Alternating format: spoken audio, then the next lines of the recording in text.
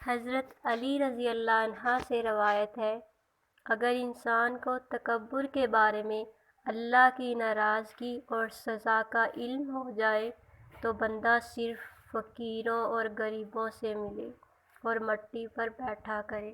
حضرت علی رضی اللہ عنہ نے فرمایا، کوئی تمہارا دل دکھائے تو ناراض مت ہونا، کیونکہ قدرت کا قانون ہے، جس درخت کا پھل زیادہ میٹھا ہوتا ہے لوگ پتھر بھی اسی کو مارتے ہیں۔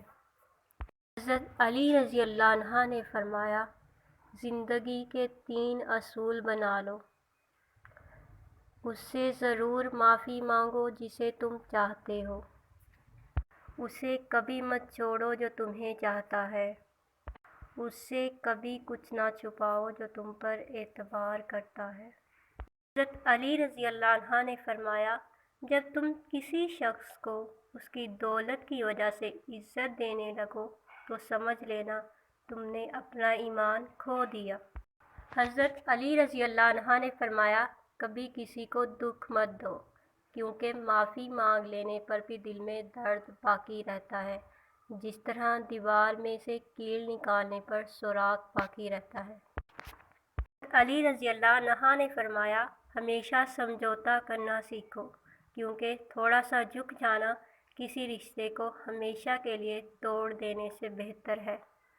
حضرت علی رضی اللہ عنہ نے فرمایا، مسکراہٹ روح کے دروازے کھول دیتی ہے، خاموشی غصے کا بہترین علاج ہے، شرم کی کشش حسن سے زیادہ ہے، نامکمل علم فساد برپا کرتا ہے۔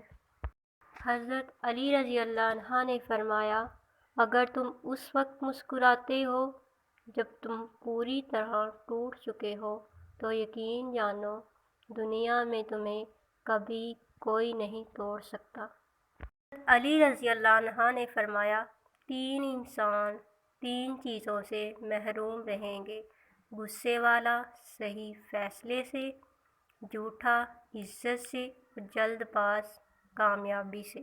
حضرت علی رضی اللہ عنہ سے روایت ہے، اپنی خوشی کے لیے کسی دوسرے کی خوشی خاک میں مت ملاؤ، تمہاری وہ خوشی بیکار ہے جس کے پیچھے کسی کے آنسو ہوں۔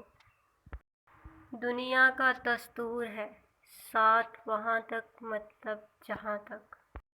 حضرت علی رضی اللہ عنہ سے روایت ہے، جھوٹ بول کر جیت جانے سے بہتر ہے کہ سچ بول کر ہار جاؤ۔ حضرت علی رضی اللہ عنہ سے روایت ہے، یہ زندگی 2 دن کی ہے، ایک دن تمہارے حق میں اور دوسرے دن تمہارے مخالف۔ جس دن تمہارے حق میں ہو اس دن غرور مت کرنا، اور جس دن تمہارے مخالف ہو اس دن صبر کرنا۔